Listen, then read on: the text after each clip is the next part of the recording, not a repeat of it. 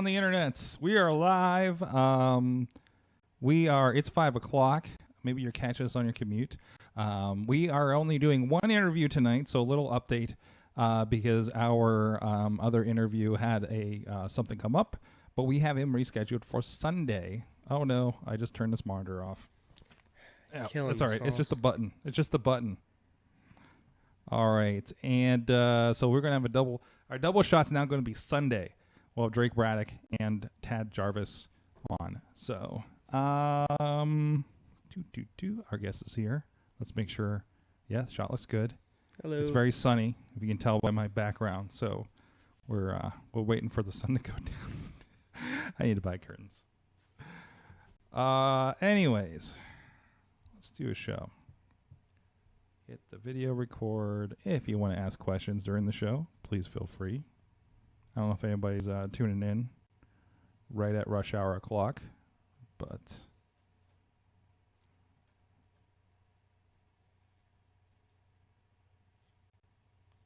anyway, I heard something. It's probably a CIA mic in the place. There's plenty of microphones. I've provided my own microphones for them to have. But they probably mic'd your microphones. That's what they do. Oh, they mic'd my microphones? Oh, yeah. So you're saying that we're double mic'd? Oh, yeah. Maybe even triple. Who knows? Oh. The Russians are micing the CIA. The CIA is micing you. It's anarchy. All right. So. Hey. Yeah. Hey. Yo. That title works. Good to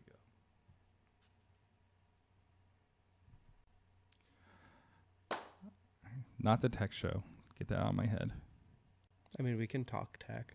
I have a whole side. Sure. There was this somebody pitched, let's do a podcast where just the wrestlers come on and not talk about wrestling. I'm totally down just for talk that. about whatever else, which is kind of what last night's show was. It was more about dog updates. I mean, I care about those doggy updates, so that's much appreciated. A pup date, if you will. Ooh, I like that. Yeah. It's not mine. All right. I'm going to pull this up and make sure I'm not going to blow myself out audio-wise. There we go. All right.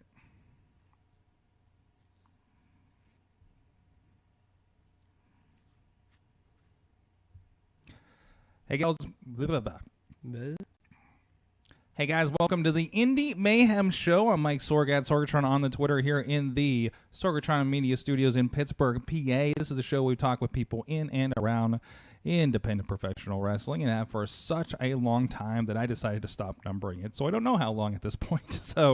But you can check out everything at WrestlingMayhemShow.com, IndyWrestling.us. Past episodes of this, a lot of great interviews over the years, including some guy that has probably had a cage match by now, Wardlow, Shane Taylor, and guys that have had different names. So you might have to look all those up, like Walking Wild and guys like that. But we like to get a lot of people all over the spectrum of their careers in indie wrestling, and today is no different.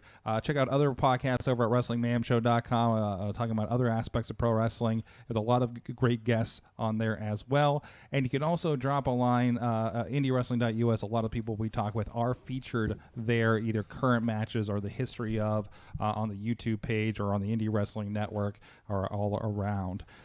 So with us today, again, we like to get some people like early in their career. We're talking with Britt Baker after like 2 matches.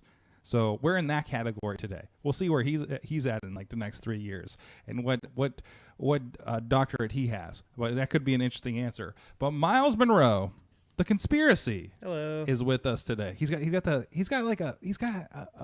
a hand sign and everywhere. There you go. All-seeing eye. All-seeing eye. There you go. Miles, thank you so much for joining us. Yeah, thank you for having me. So first of all, you're a baby in the wrestling. I'm 30. You're a baby in the wrestling world. Baby. Yeah, you're a baby, quote, baby in the wrestling world. And I've seen you in a whole 3 matches, I think, including a Rumble. So we're moving up here. Yeah, that Rumble. There was a Rumble, yes. So tell me, first, what was your earliest memory of wrestling? Oh, man, that's kind of hard to remember. Just whatever comes to mind.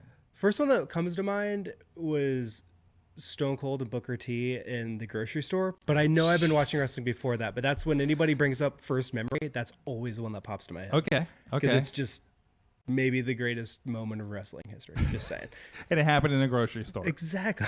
That's the moment that captivated you in wrestling. Oh yeah, definitely is what locked me in. So what were you watching then? Like it was just, I guess this would be the ruthless aggression, invasion kind of. Like era. I said, I started before. I definitely remember the like Attitude Era, but that's like like when you ask me like what I remember, that's definitely like the earliest memory.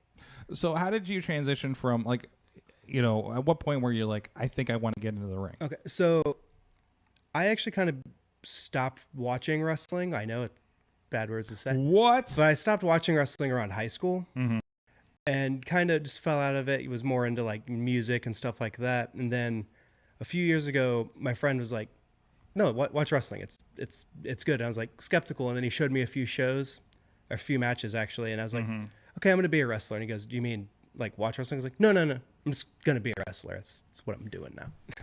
So I got a hold of Palace and LaRusso and started training. So you've been kind of, you were aware of the independent scene and Yeah. you'd already been kind of in the loop. Vaguely, yeah. I went to like a few shows and then just went from there. So talk to me a little bit about, you know, did you know much background? Like, were you aware of like what training was going to be like and what all goes into it these days? No, I actually freaked myself out because I watched this really great documentary, which if you haven't seen it, I recommend it, called Gaia Girls, which is about women's Joshi wrestling and training. And that is the most intense thing I've ever seen in my life. Okay. Like a girl gets drop kicked in the face and she apologizes. I think I've heard of this. Yeah, it's intense. It's like from the 90s. It's really, so I'm like psyching myself out. I'm like, I'm going to be doing 400,000 squats every day. I'm going to get punched in the face. And it's just slightly less than that. So yeah, because we've had, you know, you're aware of Super Hentai, of course, in the circles, and he had that Japanese training, and the Gambinos have gone over there, so like they're aware of that. Like they and both of them have trained since then, and they probably bring in a lot into their sessions. Maybe not your current trainers, but with Palace and LaRusso, but I mean they've been around. So it wasn't. You were expecting more of a punch in the face. Yeah, I mean it was still intense. Like don't go into this thinking it's gonna be like a cakewalk, but it wasn't, like I said, getting drop kicked in the face and getting your nose broken. Intense. So tell me a little bit about that development. Like so you have the one thing I always love. You know, the kids I see come out of LaRusso and Palace's classes. I've been amazed.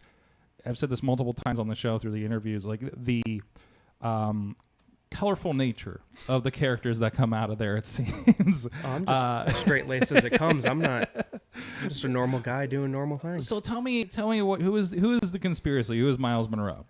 Conspiracy Miles Monroe, just someone who's trying to get the truth out to the masses that we're all being lied to, and that wrestling is really run by the evil reptilian government.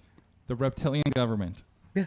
So is there a lot of kind of where do you find your inspirations for what we're seeing out there? My life. This is just you. It's just me all the time. Getting abducted by aliens. Okay. Being confused. It's my life. So I mean, early on, let's see, you're a couple matches in. So tell us a little bit about your experiences so far. It's been interesting. I've been trying to go out and have a match every weekend. Thankfully, I've been lucky having them. It's interesting just seeing how wide and vast like the network of independent wrestling is, and like you meet someone and kind of just like instantly have that connection. You know, like hey, we're both into this really weird thing. Let's go fight each other. So has that translated well? Have you seen a lot of reaction from the fans when you get out there? Oh yeah, there's definitely like some what's going on here. Okay, he's weird. I can get in behind the weirdness. All right. I knew this was and I'm glad that my wife got to meet you up in Erie. Because one of your moves that kind of caught my attention was one called the Scully Driver. Yeah. Off of obviously X-Files. Oh yeah. So, so tell me a little bit about you've had a few matches out there. You've been around a little bit. I mean, like, you're popping up at obviously IWC. Is that your home promotion? Yeah. Prospect Wrestling. I saw you in Eclipse for a minute. I've seen you hanging out in a Black Diamond and Revenge as well. So like, what are you kind of learning? What are your early lessons getting into wrestling here? Your first few months in. Always. You're always going to get what you put into it. Mm-hmm. You know, like if like I'm going out every weekend, I'm seeing, I'm getting, people are giving me the chance, and it's because I'm putting that effort into it. Mm-hmm. Okay. What were your biggest surprises from training? Obviously, you kind of had something going into it, like an idea, the hardcore idea of it. But like, what was the biggest surprise that you're just like, you didn't see that coming as part of this? What I was capable of, honestly, like like I said at the top, I'm 30. I wasn't expecting to be able to move the way I can, be able to jump over people, be able to climb up the ropes easy.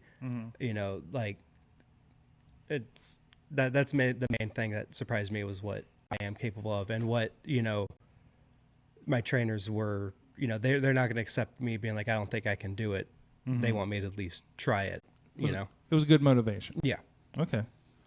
Did you think that you were going to be like kind of a lesser wrestler going into it than you managed to be? Yeah, I thought I want to do it. I want to see as far as I can go, but I didn't think I was going to go very far. But after training, I think if I definitely want to keep doing it for as long as I can. And I think, was there any kind of key moment, like pulling off a move, pulling off something as you were trying to learn that kind of seemed like was kind of the oh, okay, I think I can go with this?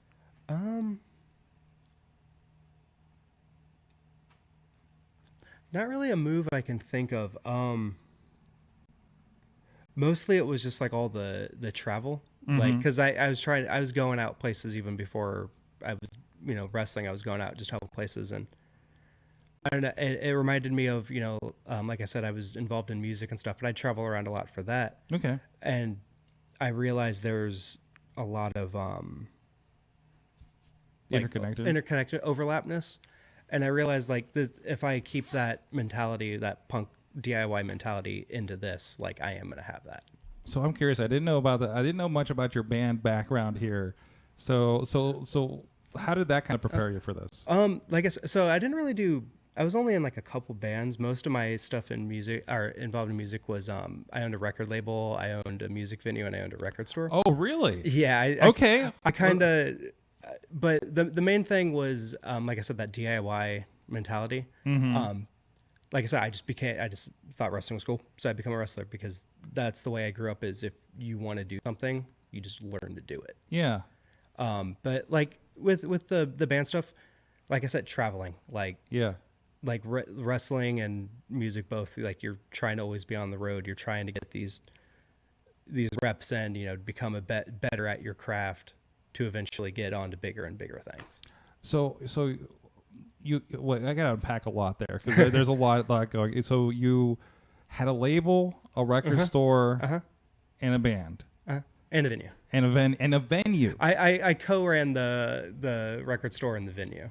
So is this locally here in Pittsburgh? No, I'm originally from Springfield, Illinois. Okay. Yeah, it was a place called the Black Sheep Cafe, which actually just closed a few years ago. It was real sad. They closed after I left.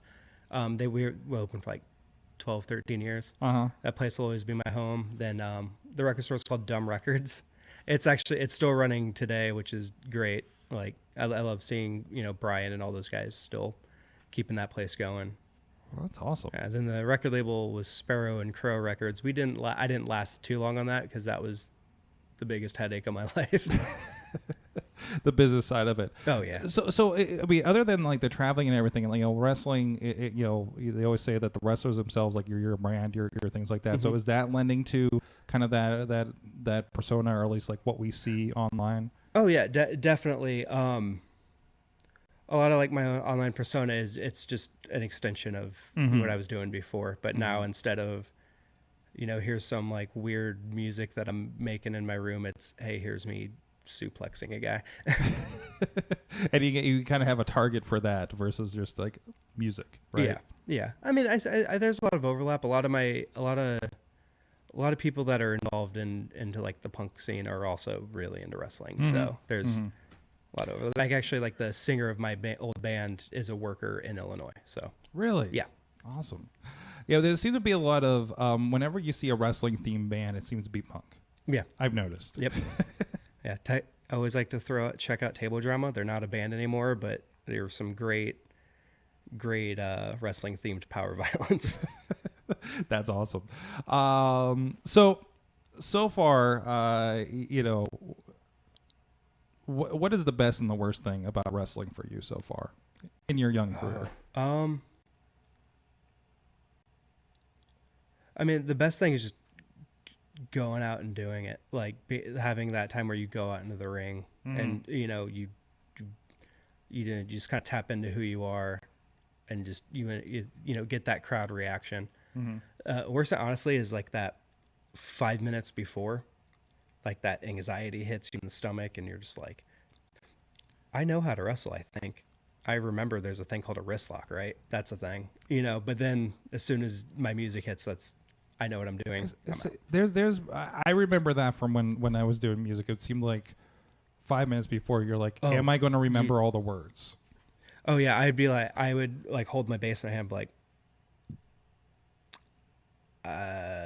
but you get going, you take that first step, you strum the first chord, you say the first line, and everything kind of melts rolls away. Yeah, it melts away. You're in the process, and that's kind of the same in wrestling. Yeah, definitely. Like there's the stage fright that happens before, but then when I'm actually on the stage or in the ring, it's gone. It's like like they're here to be entertained. I'm here to entertain. Let's do it. So long ways out, where are you kind of seeing yourself? What are your kind of long-term goals here, other than getting signed by somewhere or something? The immediate future. I don't really have a goal to be signed by anyone. Actually, like my goal is to just continue what I'm doing, traveling. I want to eventually, be traveling internationally. That's like my goal. At the end of the day, if I can say, went to Japan, I went to England, went to Mexico, went to, all these places, that's a good run. Kind of the idea to be like, I got to go to a different country because people wanted me here. Exactly. Yeah. Awesome. So, of course, you're in several promotions. I've seen you in like 3 of them so far. Yeah. 3 or 4 of them. Generally, where are you popping up, and where do you see going in the next couple of months here that you're working on? Main places to always see me at IWC, 2PW. I'll be there later at the end of this month. That's February, depending on when this gets out. That's right. Yeah. But yeah, those are my two main places. I'm also, like you said, Eclipse. I'm trying to get out more towards Ohio area, West Indiana. Virginia. I know you're in. Yeah, West Virginia, Black Diamond. Yeah, hopefully my goal for the immediate future is I want to try and get out back to Illinois, where I'm from, wrestle out there, I noticed you've been investigating some of your opponents. Oh, yeah. Always got to do research. There was a fascinating a video that came out where you were trying to find information on Zeke Mercer. Yeah, and I still have nothing on him. Oh, sorry. It's okay. Get a little angry here. Yeah. He doesn't exist. He doesn't exist. Only thing I know is he apparently has a height now, which I'm dubious on at best. So he wrestles. And he wrestles. I can't find nothing. He's just in the wind. Just in the wind. Not on the dark web. Not on the dark web. And don't go on the dark web. You get some weird stuff there. Yeah, if Zeke was on a dark web, I think that'd be a problem there. I may have hired a hitman against him though. Oh, like by accident? Yeah, I should look into that. Right. So where can people catch up with Miles and where you're gonna be? Just like social medias and stuff. Yes. Best places: Instagram and Twitter, both same handle, Hackhaxa, HACKHAXA. And then just Facebook, Miles Monroe. There you go. Or Illuminati Wrestling is the Facebook. I always forget that one. Illuminati Wrestling. Illuminati Wrestling. That sounds like that should be a wrestling promotion. I'm working on it. You're working on it. No, I am not. I am 100% not working on a promotion. I don't want that headache. Hey, maybe somebody else will run it. Maybe somebody else is. Maybe somebody else is really running it. Yeah, the reptiles. What do you think IWC really stands for? Illuminati Wrestling confirmed. Just saying. That explains everything. So much. Thank you, Miles, for joining us here. Everybody, go check him out. Like I said, this is one of the guys on the come up here in the Pittsburgh area, and even more. So please go check him out. You can see him in action, of course, over on IndyWrestling.us on a couple of shows right now on the network and DVD, VOD. Yeah, you got that match with Isaiah Wolf on there, right? That's Isaiah Wolf's on there. So and of course, whatever is coming up in our partner promotions too. So go check that out. Thanks a lot, everybody, joining us live. And if you haven't already, please subscribe to Indy Mayhem Show on your favorite podcast app, or you can subscribe to the Wrestling Mayhem Show super feed so you can get this and all the wrestling related content that we're producing here at Circuitron Media, IndyWrestling.us, Wrestling Mayhem Show. Thank you guys so much, and until then, please support indie wrestling and watch out for the reptile people. All right, thanks a lot, guys. Like I said, that's it. All we have for today. But we will be streaming again, well, I guess next Monday. No, Sunday, actually, we'll be streaming again, so watch out for that, and we'll see you guys then.